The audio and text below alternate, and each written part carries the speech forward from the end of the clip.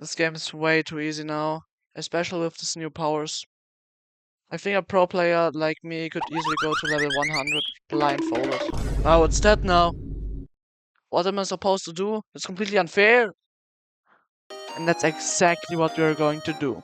An unfair, way too hard, chaotic upgrade to the original boring and simple Pac-Man.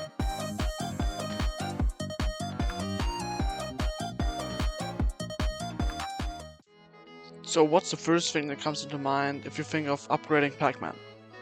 It's definitely these power-ups. So let's start with that. So the earlier powers are going to be a little bit simpler. So let's start with the speed up power. So what the first power does is, if something is touching it, checks is Pac-Man touching me or is a ghost touching me. And if Pac-Man is touching it, it will speed him up by 2.5 for 4 seconds. And it will also delete itself. Just like the first one, checks the half speed power up, or rather power down because it's negative, if a ghost or the Pac-Man is touching it. And if the Pac-Man is touching it, it halves the speed of the Pac-Man. But the really insane part of it is the placement on the map. Because the other power-ups are placed only 2 times on the map, and this one is placed 4 times. The next powers are going to be a little bit more interesting, because now they're not just changing the speed of the player. The first one of these interesting ones is the reverse control power-up. And this one is really interesting, because it really messes up the player. So basically what this power does is, if Pac-Man is touching it, it will, so if we say this is his direction he's going to, multiply this with -1. And what this achieves is that it will actually go to the opposite direction. So if the player presses left, he will actually go right. Or if he presses upward, he will instead go downward. And the really insane part of this is that it's for 15 seconds. In the beginning, the last power might seem a bit harmless. But if you actually know how it works, you know why it's dangerous. And what it does is, it just makes all of the coins, not the power-ups, just the coins, invisible for 15 seconds. And now you think, yeah, and doesn't matter that much, yeah. But the actual problem is, in the beginning it doesn't matter that much, because everywhere are coins. But later in the game, where only a few coins are left, you either have to wait 15 seconds till the power runs out, so you can see the coins and collect them, and that are 15 seconds where the ghosts are free to chase you, or have to memorize where all of these last coins are and pick them up, so you can go to the next level, which is pretty hard if the coins are spread out on the map. The addition of these power-ups was the first step to breaking this game.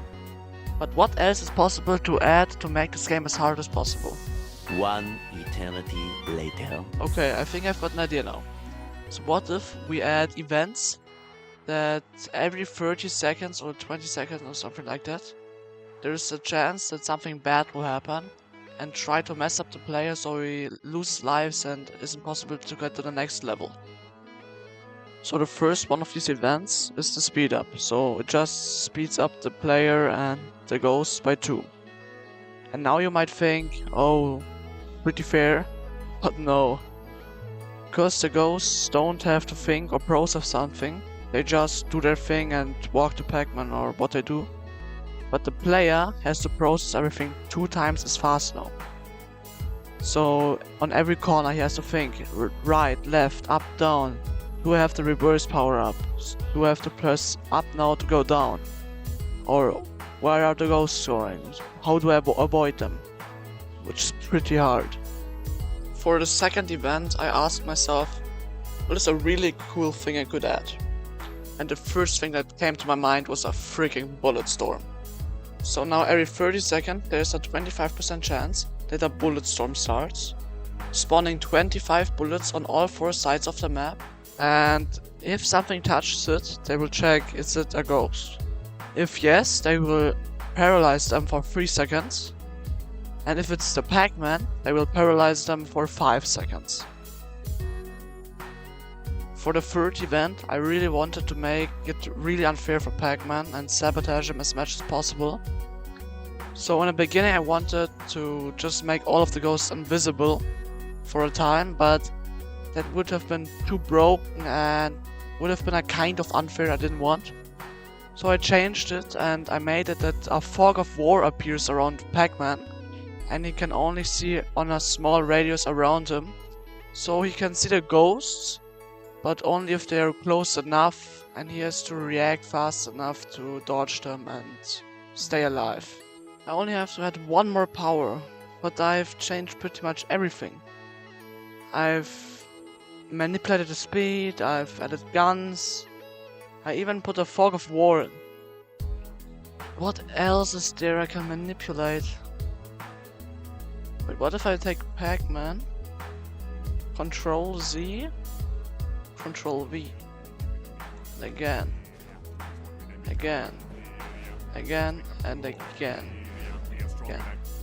For the last event, I decided that if the event triggers, there spawn a lot of fake mans. And fake mans are just fake copies of the real Pac-Man. And with a lot, I don't mean like 10 or 20, but rather 100 of these fake mans spawn. And they disappear after 20 seconds. And they don't just stand there and do nothing, but they have the same movement like the orange ghost, so they pick a random target and move there with the same speed of the Pac-Man. So it doesn't matter if the Pac-Man is collecting a speed, power up, speed up, because everyone will be then more speedy. And it's really tricky because in the beginning, all of these fake men spawn inside of the real Pac-Man and branch off then. And it's really hard to keep focus on what's the real Pac-Man. I hope you guys enjoyed it, and if you want to play this game, you can check it out, the link is in the description. And also, please consider subscribing and give the video a like. And if you want to join the community, join the Discord server, the link is in the description. And see you the next time.